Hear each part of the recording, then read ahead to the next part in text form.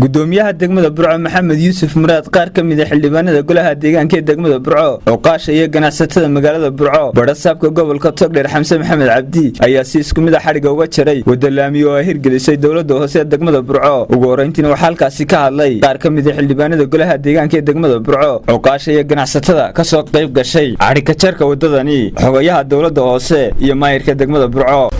oo muddo yar kooban dawladda hoose aan fulinay waxa la socoteen wadadii hore garoonka kubadda cagta hormarisay oo hore xariga aan uga jarnay tanna waa tii labaad oo hormaraysa masaajidka ka baxaysa ina qulumbe oo dhisay ku dhamaanaysa halka xarunta TV-ga ee qaranka ku dhamaanaysa waxa afar wado qorshaha noogu jiray inaan muddo yar kooban aan ka fulno magaalada Burco ayaa labadii tii labaad maanta dhamaatay tii saddexaadna berrito insha Allah ayaan dhaqsa loo bilaabi doonaa wadada hormarta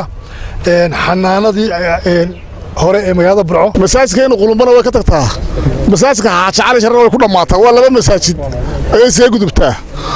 waana wadadii 15aad dawladda hoose golaha deegaanka intaan joognaa aanu dhisno dadweynaha waxaan leenahay wadada ilaashada waxaana la idinka dhisay cashuurtii la idinka qaadayay ayaa la idinku soo celiyay wadooyin kale la way xigaan oo laba ah aan horano ballan qaadnay waxa kale oo ku xigaya naga steebka feedka dambe wadadan Cali Garle ama la yado Shiidalmash waxa kale oo ku xigaya wadada hormarta Haybad Dube ama Indhadeero ama Xanaanada Dhexe waxa leenahay dadka degan wadooyinka hadda la bilaabay bir la bilaabayo waxa naga haysa waraaqihii ahaa in ka gurto muddo cayiman bir oo la bilaabay waxa leenahay mar labaad iyo saddexaad waxa leenahay anaga hore ku sheegnay haddana way ka gurtaa cabirkeedu inuu yahay 800 mitir waxaanay ka mid tahay afarta wado ee faras magaalada Burco ku yaala ee nimanka gacanta ku hayno waa wadadii labaad ee dhamaatay kubadda cagta tii ku taala ayaa ka horeysay tanina waa tii labaad labada kalena usbuucan iminka soo socda ilaa sabtida waa bilaabaynaa waxaanu si dadweynaha reer Burco sheegaynaa waxa walba hadaan la isku kaayo garab taagin waxa weeye dayac bay noqonayaan wax qabadka runtii qiimaynta leh ee ay muujiyeen maxay tahay masaa'imka waxaan sidii hore loo sheegay masaajidka ina qulumbe iyo masaajidka Xaaji Cali Shire wadadan waa runtii waxaan xildhibaanka u furaya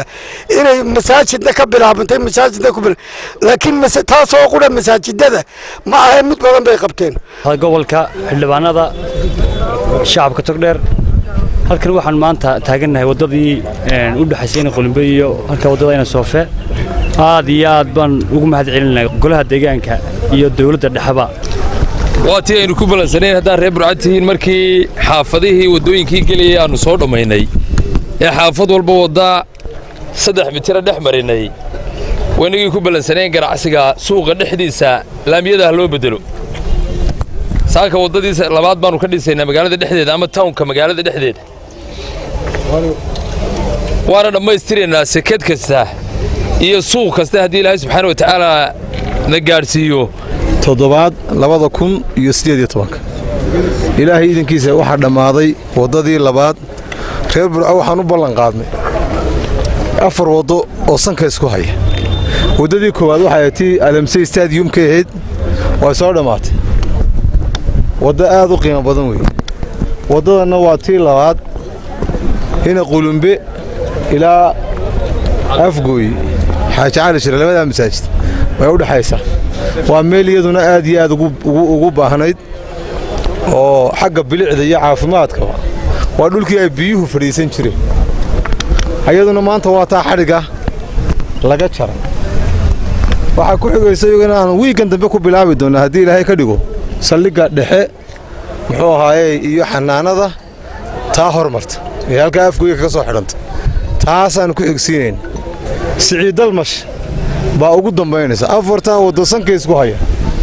ugu dambeyntiina waxa halkaasi hadallo mahadnaqa uga soo jeediyay xildhibaanada golaha deegaanka degmada Burco barasaabka gobolka Togdheer Xamse Maxamed Cabdi waxaana kamid ah hadaladiisa sidatan waxa maanta halkan sharaf weyn inoo ah inaynu xariga ka jarayno wado cusub oo kamid ah wadooyinka loo sameeyay magaalada Burco ee halbowlaha ah runtii waddadaas oo ku soo kordhin doonta magaalada bilic iyo qurux iyo hawl yaraan laamigu waxyaabo badan buu maaragtay ka caawiyaa dadka transportka iyo isu socodka uu fududeeyaa wuxuu kale oo fududeeyaa dadka laftoodu inay kaba maarmaan gaadiidka oo ay iska socon karaan oo lugta aanay ka wahsanin wuxuu kale oo ka qayb qaadanayaa bilicda maaragtay halka uu ku yaallo sidaa daraaddeed wax badan ayuu faa'iido u leeyahay laamigu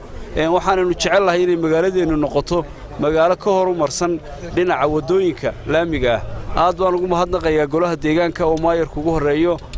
maaragtay waxqabadka iyo dadaalka ay ka wadaan ee ku saabsan dhinaca waddooyinka wanuux maxamed cabdi badda cas 24 TV magaalada Burco.